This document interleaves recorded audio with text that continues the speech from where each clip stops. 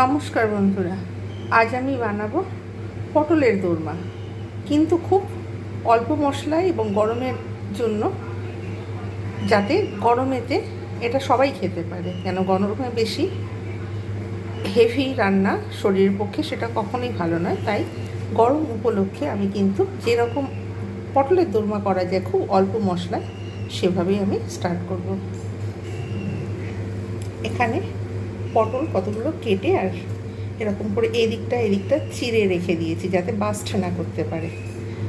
একদম খোসা ছাড়িয়ে এই যে এদিকটা আর এদিকটা এরকম মুখটা এরকম করে চিড়ে দিলে তাহলে বাস্ট করবে না। প্রতিটা পটল আমি এইভাবে কেটে আর এরকম মুখটা চিড়ে রেখে দিয়েছি। এখানে নিয়েছি লবণ হলুদ, এখানে নিয়েছি চিনি আর লবণ, এখানে নিয়েছি ঘি, এখানে নিয়েছি পেঁয়াজ বাটা একটা, গ্রেটারে গ্রেট করে নিয়েছি। এখানে নিয়েছি আদা রসুন পেস্ট। এখানে গার্নিশিংয়ের জন্য অল্প ধনে পাতা লাগবে, এতটা নয়। যেহেতু টমেটো নেই তাই আমি এখানে কাসুন্দি ব্যবহার করব, আম কাসুন্দি, একটু টক ফ্লেভার আনার জন্য। গরমকালে আম কাসুন্দি, এটা আমার হোমমেড আম কাসুন্দি। যদি বলেন তো আমি রেসিপিটা দেখাতে পারি। এখানে নিয়েছি লঙ্কা গুঁড়ো, হলুদ গুঁড়ো, এখানে নিয়েছি গরম মশলা গুঁড়ো, এখানে নিয়েছি রোস্টেড ধনে জিরে গুঁড়ো, তাতে একটু শুকনো লঙ্কা রোস্ট করা রয়েছে, কালো জিরে ফোড়ন হিসাবে ব্যবহার করবো। আর এই বলে দিলাম যে একটা পেঁয়াজ গ্রেটারে গ্রেট করে নিয়েছি। আর সাদা তেলের রেসিপিটা স্টার্ট করব। বসিয়ে দিয়েছি সাদা তেল। এখানে আমি পটলগুলো দিয়ে দেবো, একটু লালচে করে পটলগুলোকে ভেজে নেবো।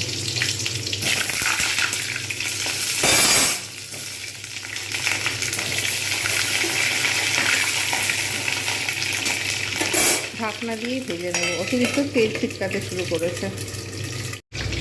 পটলগুলোকে আমি কিন্তু এপিটোপিট করে লালচে করে ভেজে নিয়েছি, নরমও হয়ে গেছে, সাথে সাথে পারফেক্ট একদম পুরো হয়েছে। এইবার আমি এটা তুলে রেখে দেবো।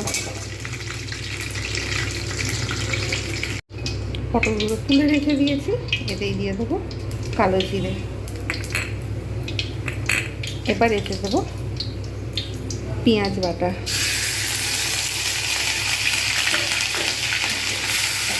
ভালো করে মশলাগুলো কষিয়ে নেব। এতেই দেব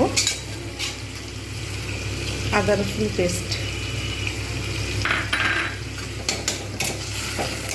আঁচটা এখন একদম কমিয়ে রেখে দেবো, নাহলে মশলাগুলো ধরে যাওয়ার সম্ভাবনা থাকবে। ভালো করে এখানে কিন্তু আমি মশলাগুলো এরকম করে কষতে থাকবো। এতে দেবো লঙ্কা গুঁড়ো, হলুদ গুঁড়োটাও দিয়ে দেবো। এতে দিয়ে দেবো লবণ আর চিনি, রোস্টেড ধনে জিরে গুঁড়ো। প্রত্যেকটা আমি কিন্তু ভালো করে একসঙ্গে নিয়ে কষতে থাকবো। প্রত্যেকটা মশলা কিন্তু খুব ভালোভাবে কষা হবে। আর এতে দিয়ে দেবো আম কাসুন্দি, যাতে একটু টক ভাব আসে আর টেস্ট একটু ভালো আসে। ভালোভাবে এখন এটা কষাতে থাকবো।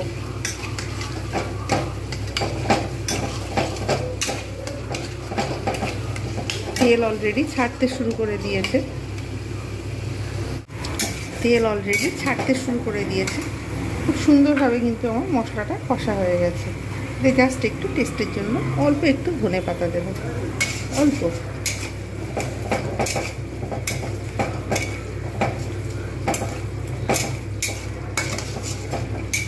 হয়ে গেছে ভালোভাবে কষা, আর কষবো না। এইবার আমি যে ভেজে রেখেছিলাম যে পটলগুলো, এবার এইটা নিয়ে আমি কিন্তু এর মধ্যে দিয়ে দিলাম। খুব ইজি মেথডে, খুব অল্প মশলায় তৈরি হয়ে গেল পটলের দোরমা। এতে আর কিচ্ছু দিতে লাগবে না। শেষে যখন নামাবো ঘি গরম মশলা দেব আর গার্নিশ করবো ধনে পাতা দিয়ে। অল্প একটু জল দিয়ে জাস্ট 1.5-2 মিনিটের মতো ফুটিয়ে নেবো। গা মাখা মাখা মতো হয়ে আসবে, তখন নামিয়ে নেবো। জাস্ট ফোটাবো যাতে এর মধ্যে সমস্ত মশলার ফ্লেভার, লবণ হলুদ সব কিছু এর মধ্যে ঢুকে যায় পটলের মধ্যে, তাহলে কিন্তু আরও ভালো হবে পটলের মশলা। আর পটলের ফ্লেভার একসঙ্গে মিশে কিন্তু একটা সুন্দর একটা স্মেল তৈরি করবে। আঁচ কমিয়ে আমি 2 মিনিট ফুটে তারপর ফিরে আসছি কীরকম হয়েছে। 2 মিনিট অপেক্ষার পর ফিরে এলাম। কত সুন্দর একটা কালার এসেছে, অসম্ভব সুন্দর একটা স্মেল আসছে। আমি এইবার এর মধ্যে আমি দিয়ে দেবো গরম মশলা গুঁড়ো আর জাস্ট একটুখানি টেস্টের জন্য দিয়ে দেবো ঘি, খুব জাস্ট নামমাত্র।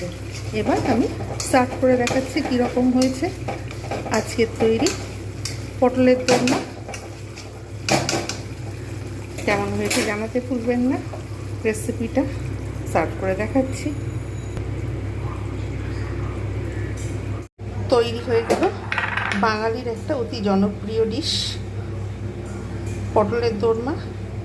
আমরা কিন্তু রেস্টুরেন্টে এইরকমভাবে কত খরচা করে কিন্তু আমরা এইরকম পটলের দোরমা খেতে যাই। বাড়িতে ঠিক এইভাবে বানিয়ে নেবেন, অনেক সুন্দর লাগবে।